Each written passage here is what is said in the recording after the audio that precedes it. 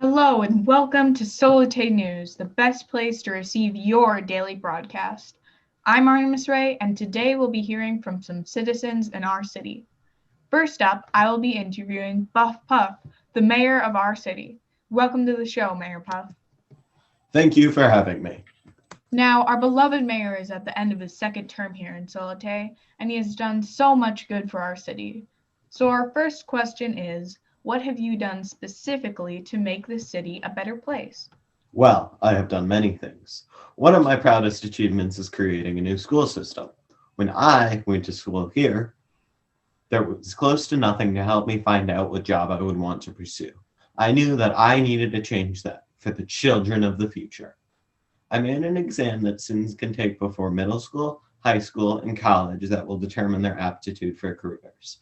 I had heard of the idea from places on Earth, and I wanted to implement it widespread since it had been successful.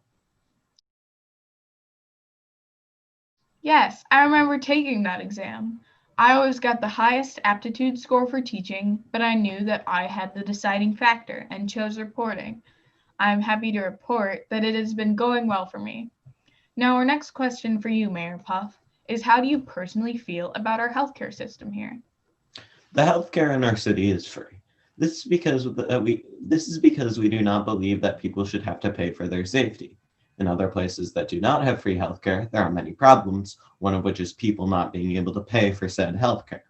For the greater good of the people, our healthcare system must be safe, free, and helpful.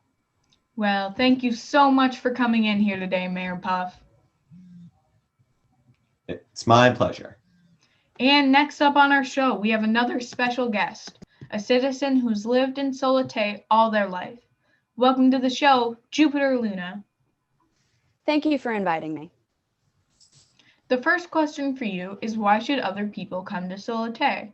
I know that most of our viewers already know all about our city, but I would like you to specify what are your favorite parts. Well, I would consider us a very technologically advanced city. Our transportation is modern, efficient, and very effective. There are the sky trams that can be used to get around the domes, maglev trains to get from dome to dome, and hyperloop trains to get from the city to other parts of the moon. They are fast and very easy to access. That's very interesting. I live here in this dome, and it is mixed residential commercial, so I only have to take the SkyTram to work every day. It is a very precise and enjoyable way to get from place to place. Now, our next question for you is what is a standard day for you and most other citizens in Latet? Well, most people have a standard 9 to 5 workday, but the city always tries to give the people as much recreational time as possible. After their workday, there are lots of things that people can do in their free time. There are many libraries so people can read and learn new things. There are also many recreational centers where people can play sports, such as moonball, which is my favorite. It's a sport that is like soccer, but uses the moon's minimal gravity. There are also many artistic classes, workshops, and programs that people can do, like yoga, pottery, or theater. I particularly like doing yoga. Well, thank you so much for coming here today and sharing your thoughts, Jupiter. It is always fun to have a happy, working citizen of our city here. Thank you so much for having me. And we will be right back after this short break.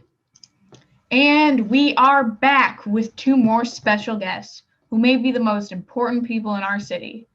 Welcome to the show, our head materials engineer, Crescent, and our leading structural engineer, Gib Buss.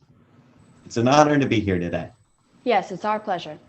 Now, we all know that engineers are the backbone of our city, and it's one of the most important jobs in Latet. Our agricultural engineers help us farm our food. Our civil engineers have helped design and build our city for decades. Our mining engineers have helped harvest iron from the moon's surface, and so many more. Now, my first question for you is what are some of the risks of living on the moon's surface, and how have you and other engineers helped solve them? Well, there are lots of things about the moon that are different from Earth, such as the heat and lack of materials. One of the first issues to be solved was the lack of building supplies. We used the engineering design process to come up with lunar concrete and basaltic glass. Our materials engineers found a more efficient way to use lunar regolith in concrete and glass, creating sustainable and strong resources for our city to use. We created robots that mine outside the dome and then bring all the regolith inside and is manufactured into the items.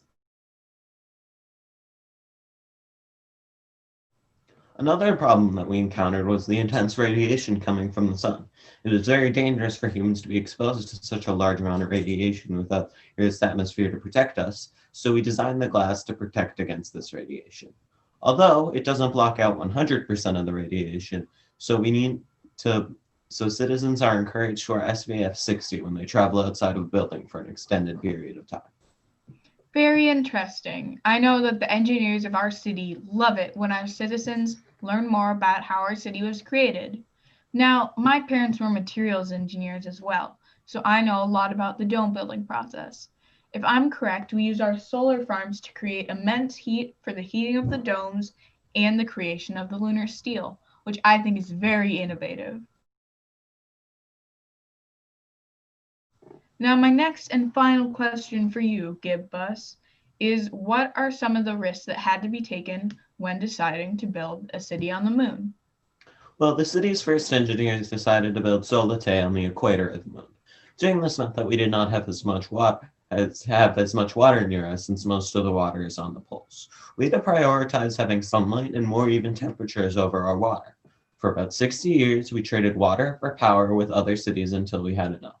Citizens do still have to be conscious of the amount of water that they use because we do not have an abundance, but that is something we have learned to live with as a trade-off of living on the equator. Well, thank you so much, Gibbus and Crescent, for joining us here today. I learned a lot more about the funding and creation of our city, and I'm sure our viewers did too. I'm Artemis Ray from Solitaire News, signing off.